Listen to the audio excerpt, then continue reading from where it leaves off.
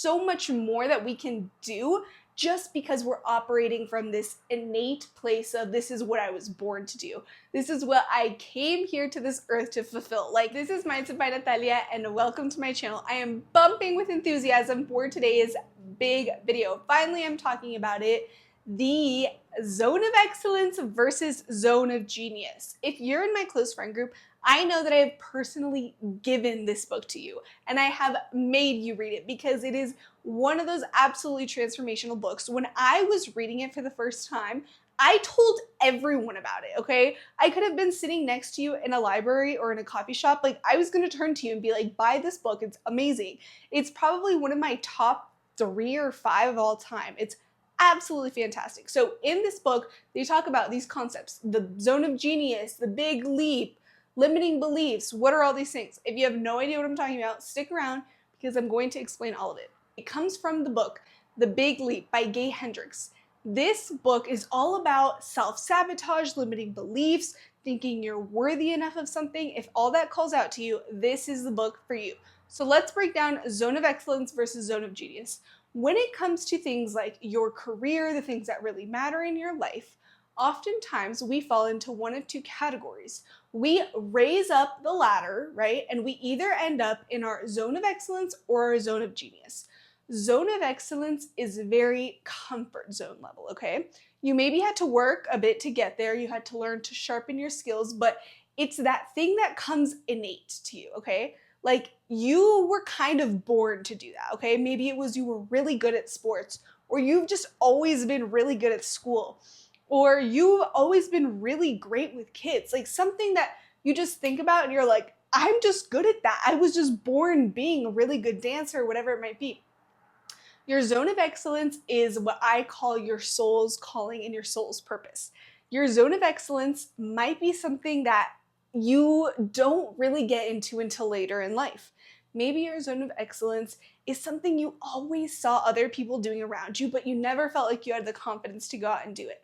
It's something that it didn't come innate to you, but something about it fulfills your heart's purpose. Maybe you're not the best at it. Maybe all of these things, but when you operate from that energy field of being in your zone of genius, it's like everyone in the world sees that you are a shining star when you're doing it. I have an example. I went to this random concert one night, probably like 2 years ago, one of the best concerts I've been to.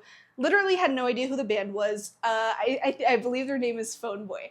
And one of the main singers on that stage, I could just tell he was in his zone of genius. When he would play, when he would sing, it was like that transformational energy when you're just like, that person was born to do that. Like, they're fulfilling their life's purpose by doing that, by singing, by playing his guitar. Like, he is just at that high level peak, right? And we see people on both sides and everywhere in between, right? It's not like black or white, one way or the other. But in your zone of excellence, people, again, thrive in their comfort, thrive what they're innately good at. But something about it just always leaves you wanting more. Always keeps your dreams in other categories alive. Whereas your zone of genius, it's like that sweet spot when you get paid amazingly to do it, when people, like, you actually inspire people when you're in your zone of genius. Like, it's that all-fulfilling, all-encompassing thing, but it might take you a little bit longer to get there. You might have to learn things you didn't know or aren't that good at right now, but still something about it calls you because you just know that you're meant for something greater. Excellence is comfortable. You feel good, like your ego feels good, your body feels good, your mind feels good when you're doing things that you're just simply good at. Maybe you're really good at basketball. Maybe you're just really good at gardening, whatever it might be. Things in your life you are just innately good at. People automatically, just by being even like a beginner, already admire you. Maybe you were a dancer growing up, and from that first time that you went to that dance class, people were like, whoa, this girl doesn't know anything, but I can tell that she is talented in this, right? Let's talk about my excellence. What are those things that just over and over in my life came up that were just, I was just kind of innately good at them? One thing for me, always was dance. That example that I just gave, that wasn't like a fictional thought. That was me. I've always just been really good at dance and different types of dance. Any dance that I get into, I just, for some reason, I don't know why, I just have the innate ability to move in a certain way, to be expressive, to take up room, to take up space. I've just always done that. And another thing, I studied elementary education in school, in my university. That's what I specified in, right? And I remember teachers over and over and over again telling me, you are so talented, or like, your writing is incredible, your lesson plans are fantastic, the way you deal with situations with your kiddos are amazing, like, wow. And I remember thinking back, and it was the biggest compliment ever. I mean, thinking, I'm in my zone of excellence and I just feel really good at doing this. I feel like it just comes naturally to me. Like, I don't have to force it. I don't have to come up with stuff. I don't like spend all night worrying about something. Again, in this teacher example, like, I just kind of do it. Like, I just kind of know what to say. I just kind of know how to deal with conflicts and kids and situations. Like, it's just kind of innate to me. And I think that, of course, it made me a super powerful student and it made me love what I was doing. But in the back of my head, there was always a little itch, like how much bigger could I take this? And that's when I came to the realization that I did not want to be a classroom teacher. It was just not meant for me. And I see other classmates and friends that I still hold so dearly, and I just see that it's their zone of genius. Like, the way that they speak about it, the way that they speak to their kids, anything, like, I can just tell that they're in that zone. But I knew that that was not for me. That wasn't my like end point of where I was supposed to be. It taught me so much, and now I have so much because of it, but it was like a stepway in the bigger genius zone that I was actually meant to live in. Your genius is your heart and soul's calling. Your zone of genius is that thing that you've always wanted to do, you've always wanted to be, you've always liked to explore. It's like your big dream. You know, and for some people it's being like a famous rock star or a national speaker or an author or an actress, or, you know, I mean, but it doesn't even have to be this like dream or like. It could be like, I have the dream of being an aerospace engineer. You know, all these things, like, it doesn't matter what it is. There's a space for everyone to be something. I think it was maybe in this book that someone was giving the example of how they loved playing and being around butterflies. Like, they just wanted, from an early age, they wanted to be a butterfly catcher. Like, this is what I tell you. It's not someone's right, someone's wrong. Where does the money come from? No, it's like genuinely what sparks your joy, what brings you excitement, what kinds of people are surrounded you. Who do you inspire? Who do you inspire by your presence just being what it innately is, what your soul's calling is? Who does that inspire? So for me and my genius, this is my genius. My YouTube channel, my social media, my gathering, my coaching, my lifestyle, my manifestation, all of this stuff, my advice, everything is my zone of genius, okay? Since I was a little kid, I remember looking up videos like, how can I speak better and how can I like learn to give better advice? And I've always been the friend that people go to for advice. My parents seek out my advice. Even now, like, I'm a full adult now, and people still are always coming to me for asking for advice, for help. How can I do that better? How can I change a mindset? How can we apply like a growth mindset to a business? All of these things are what people ask me to do now. And this was the thing. For so long, I was running from my zone of genius, because your zone of genius is scary, okay? It can be really scary to have to put yourself out there and be seen by hundreds of thousands of people, by millions, by billions of people, you know? To have more people be able to criticize you, more people tell you, no, you're actually not meant to do that. I actually don't think you should be doing that. There's so much more criticism when we expand and become bigger, but at the same time, there's so much more reward that we're rewarded with, so much more that we can do just because we're operating from this innate place of, this is what I was born to do. This is what I came here to this earth to fulfill. Like, if I die, tomorrow, and God's like, all right, so tell me, how was your life? What did you learn? What did you do? Like, I did this thing. I started my YouTube channel. I met this certain person. I had this family. Whatever it is that your zone of genius is, are you going to be able to tomorrow turn to God and be like, yep, I did it. I did it one way or the other. And that's, I think, what everyone wants. That's what everyone is searching for in their purpose. Like, years and years down the line, am I going to be able to look back in awe, or am I going to look back in regret? It's time to now narrow down your gifts. What is your zone of excellence and what is your zone of genius?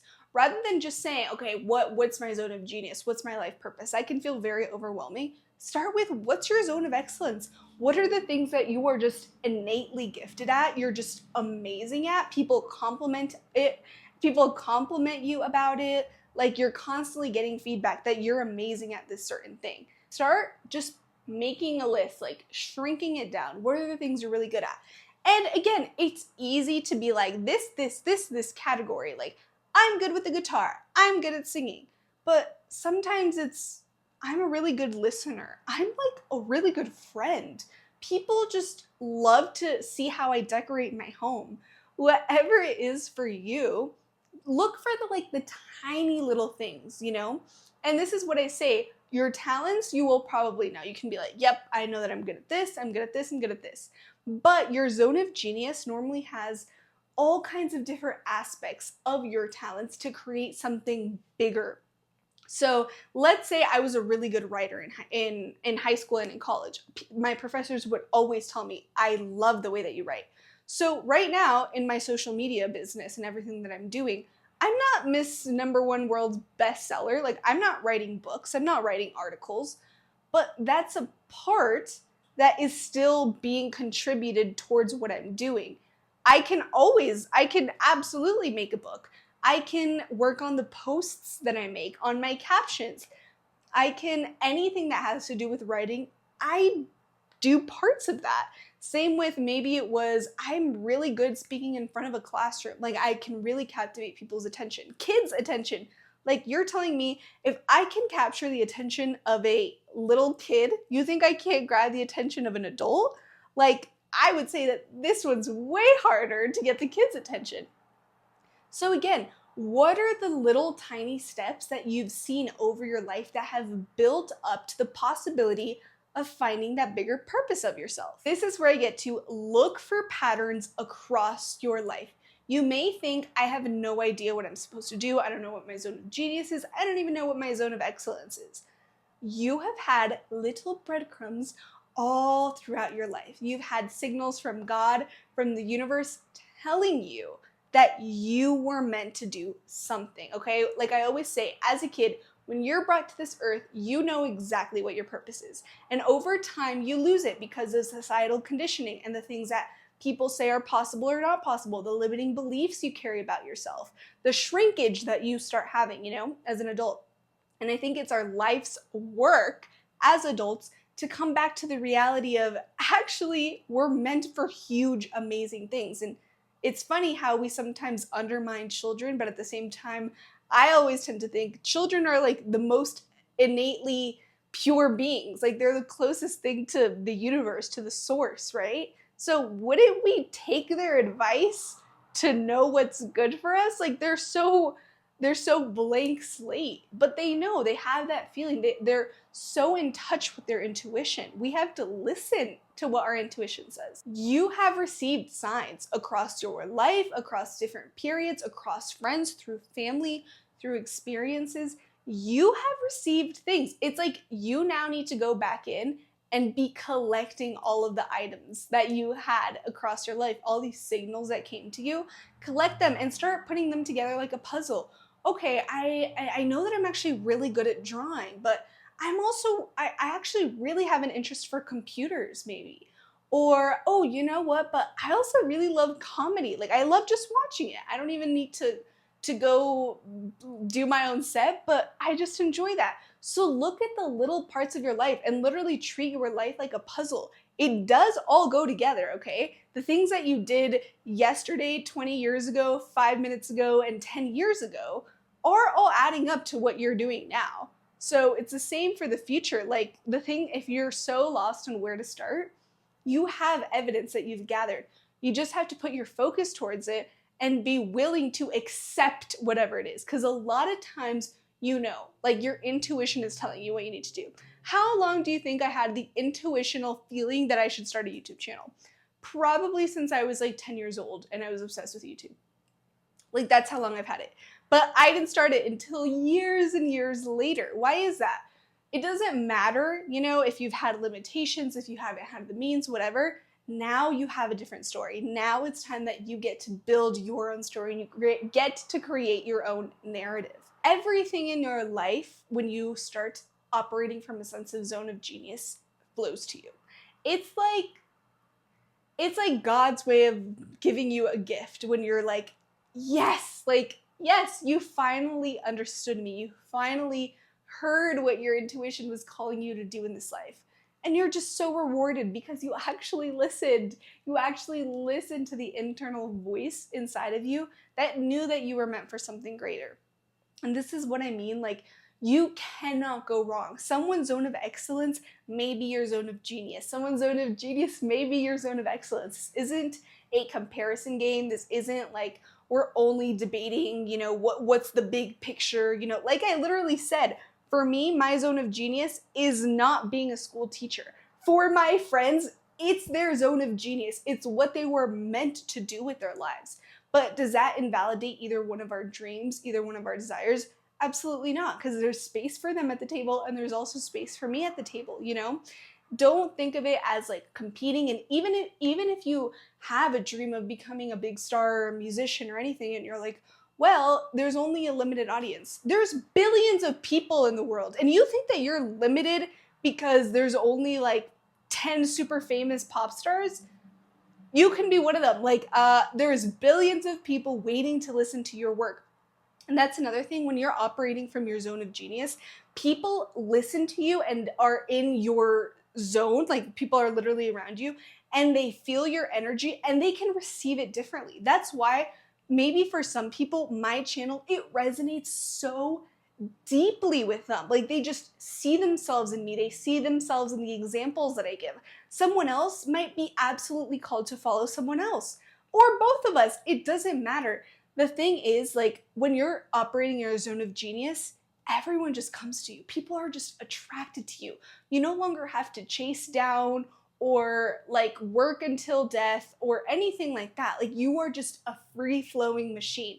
Even in the example I gave in the beginning, that guy, the band that I was listening to, I could just feel his energy radiate. I was just like, zoneofgenius.com. Like that should be that man's name. And I got that, as a listener.